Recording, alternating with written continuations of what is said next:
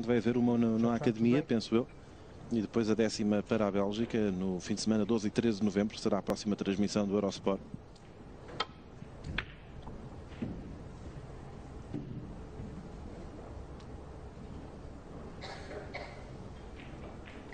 Pergunta Palmira Ribeiro. Olá mais uma vez, provavelmente já foi explicado, mas eu não ouvi.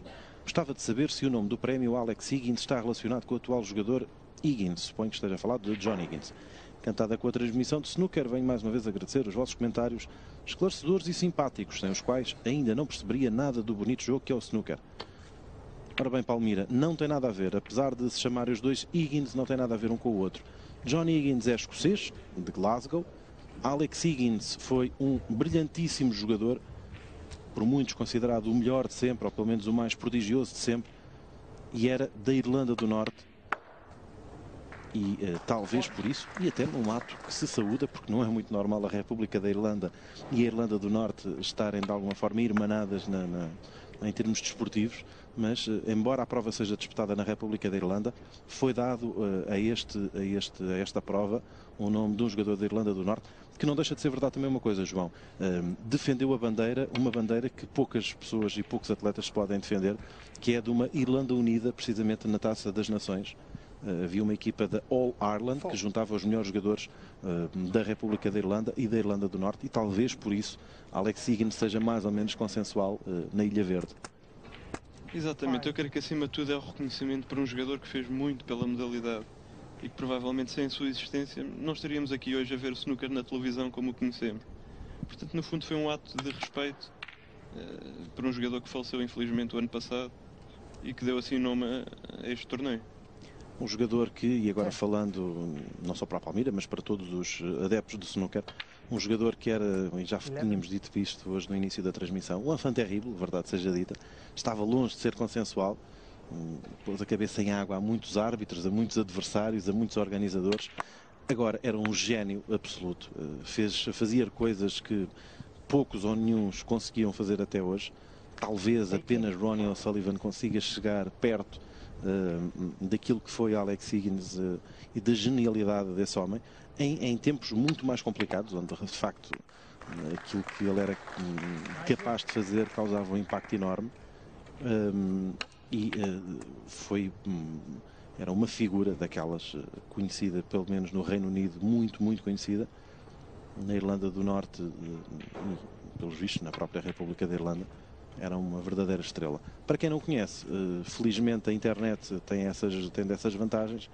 Nada como ir ao YouTube, por exemplo, e ver vídeos de Alex Higgins. Basta pôr o seu nome. Com alguma facilidade irão descobrir algumas verdadeiras pérolas, obras de arte desse monstro sagrado do snooker.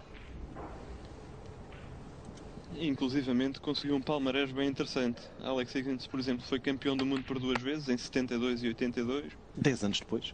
Exatamente. Só por aí. Venceu o UK Championship em 83, o Master em 78 e 81 e foi o número 2 do mundo. Portanto, apesar de tudo, era um jogador de altíssimo nível.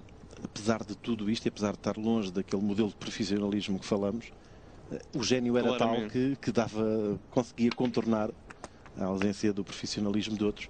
Curiosamente, em relação a Alex Higgins, o final do reinado dele acaba por ser o despontar de uma grande figura que hoje já tivemos a oportunidade de ver, porque ainda hoje joga, chama-se Sir Steve Davis, que é precisamente o oposto de Alex Higgins nesse aspecto, ou seja, o jogador profissional. Completamente antagónicos. Precisamente. Em termos de estilo de jogo, em termos de personalidade, em tudo, basicamente. Nós hoje até comparámos um bocadinho isto para o futebol. O Sir Steve Davis está para Pelé, como Alex Higgins está para Maradona, para se perceber um bocadinho a diferença. O gênio, tenho dúvidas de qual é que é o melhor. Eu, quanto a mim, continuo a achar que em termos de genialidade, apesar de ser fã incondicional de Steve Davis, mas acho que em termos de genialidade Alex Higgins está muito à frente.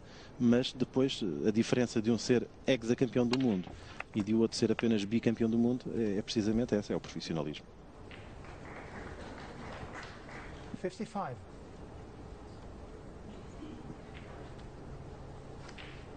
E há inclusive um vídeo dele, do Alex Higgins, já próximo inclusive do seu falecimento. Ele que faleceu com uma doença prolongada e portanto já num estado de grande dificuldade, mas a conseguir uma entrada fantástica numa mesa que tinha em casa dele, que é uma coisa, qualquer coisa acima dos 100 pontos, mas já com muitas dificuldades de locomoção, mas verdadeiramente gênio. A visão também praticamente, já não via nada, Mas nem precisava. não precisava. E há uma outra situação que a maior parte das pessoas também desconhecem, mas Alex Higgins era um extraordinário jogador de pool. Jogou, por exemplo, com Jimmy White a Mosconi Cup, em que defendia as cores da Europa, naturalmente. No ano de 95. No ano 95. Fez, por exemplo, jogou nesse jogo juntamente com Jimmy White em pares, frente, por exemplo, ao americano Mike Massey, tão conhecido que ainda hoje há uma tacada em nome dele, precisamente quando a bola faz uma curva, a bola branca faz uma curva à volta de uma bola, nós chamamos um Massey, portanto percebe-se a qualidade desse jogador, que conseguiu associar o nome dele a uma tacada. E Alex Higgins tem uma bola verdadeiramente fabulosa que decide jogar numa tabela, quando a via direta, em que toca primeiro na 2, depois na 9. Bom, é apenas uma pequenina maravilha, algo só mesmo ao alcance de génios, ou seja, não só no snooker ele era muito bom, mas também no pool. Tenho a certeza que se lhe dessem a oportunidade, até na carambola ele ia lá.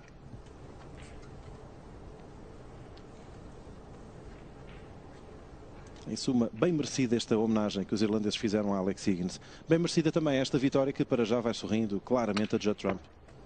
Já não há muitas dúvidas.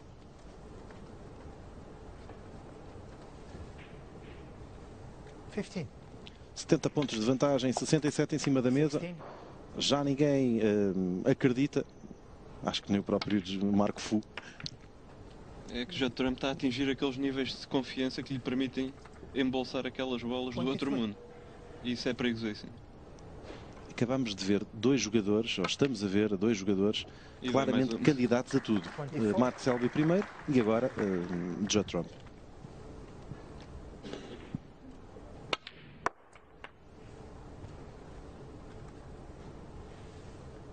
$30. 31.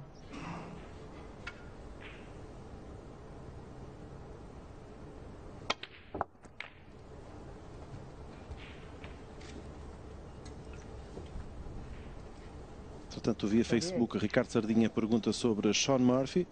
Shaun Murphy está a jogar nesta altura. Está a perder por 3-1. João, grande surpresa esta. Alan McManus, o já veterano. não víamos McManus a ter uma exibição desta já há uns aninhos. É verdade. Ai, que bola é esta? Nesta altura entra tudo. Incrível. Grande Trump. Impressionante. Ui. Elas saltam, elas vão para todo o lado. 45.